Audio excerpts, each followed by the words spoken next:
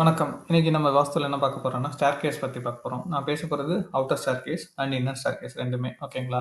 இப்ப நம்ம outer staircase எடுத்துப்போம். நான் சொல்ற அவுட்டர் ஸ்டேர்கேஸ்ன்றது வீட்டுக்கு வெளியில. இப்ப நீங்க இந்த வீடியோல பார்த்தீங்கன்னா, இதுல தெரியும் உங்களுக்கு இந்த நடுவுல போட்டிருக்க இந்த பாக்ஸ் இது பில்டிங்கா உங்க வீடா கன்சிடர் பண்ணீங்க. இது வீட்டுக்கு வெளியில, அதாவது காம்பவுண்டுக்குள்ளார ஓகேங்களா? ஸோ இது எங்கெல்லாம் நீங்க வந்து படி போடலான்றத நான் சொல்றேன். இப்ப ஏற்கனவே நான் நெறைய வீடியோல சொல்லியிருப்பேன். உச்சம், நீச்சம்ன்ற கான்செப்ட் பேசியிருப்பேன். நீங்க அத பார்க்கலன்னா, நீங்க அந்த வீடியோவ பார்த்துட்டு வாங்க. உச்சம், நீச்சம்ன்ற ஒரு வீடியோவ. ஸோ அதில போட்டிருப்பேன். இந்த மாரி கிரீனா இருக்கிற இடம்லாம் உச்சம், ரெட்டா இருக்கிறதெல்லாம் நீச்சம்னு சொல்லிட்டு. ஸோ படிக்கும் அதே கான்செப்ட் தான். படி எங்க வரணும்னா, எங்கெங்கெல்லாம் நான் ரெட் கலர் நீச்சம்னு குடுத்துருக்கேனோ, அந்த இடத்துல தான் படி வரணும். சிம்பிளா சொல்லணும்னா, ஈஸியா புரிஞ்சுக்கலாம். நீங்க இந்த படத்த பார்த்தே.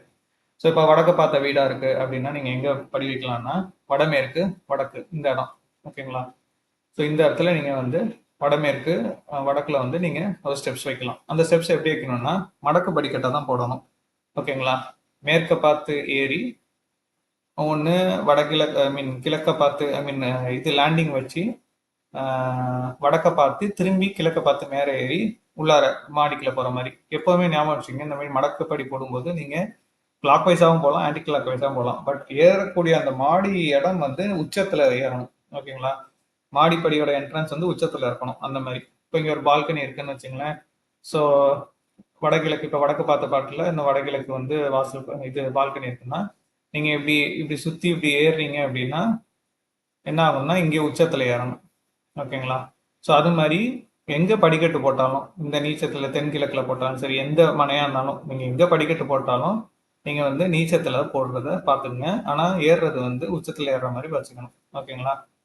மடக்கு படிக்கட்டா தான் போடணும். ஓகேங்களா? இதுதான் மெயினானது.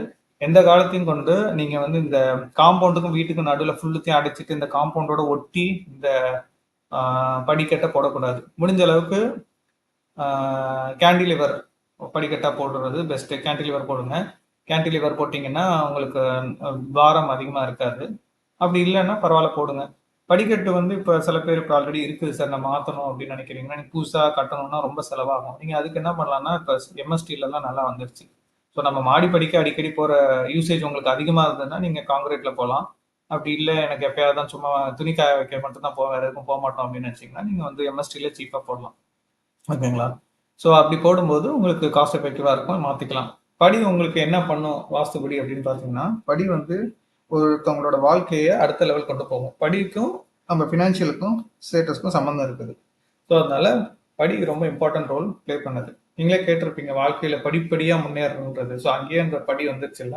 ஸோ நீங்க முன்னேறணும்னா உங்க வீட்ல கண்டிப்பா மாடி டெரேஸ்ன்னு ஒண்ணு இருக்குன்னா, கண்டிப்பா அதுக்கு மாடிப்படி வேணும். அது மாடிப்படின்றது நீச்ச பகுதியில வைக்கணும்.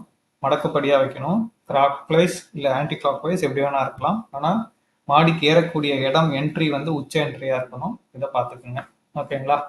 ஸோ இந்த மாரி இருந்ததுன்னா, உங்களுக்கு வந்து வாஸ்துபடி இந்த படிக்கட்டு உங்களுக்கு நல்ல ஒரு ஏற்றத்த குடுக்கும். ஓகேங்களா? Thank you.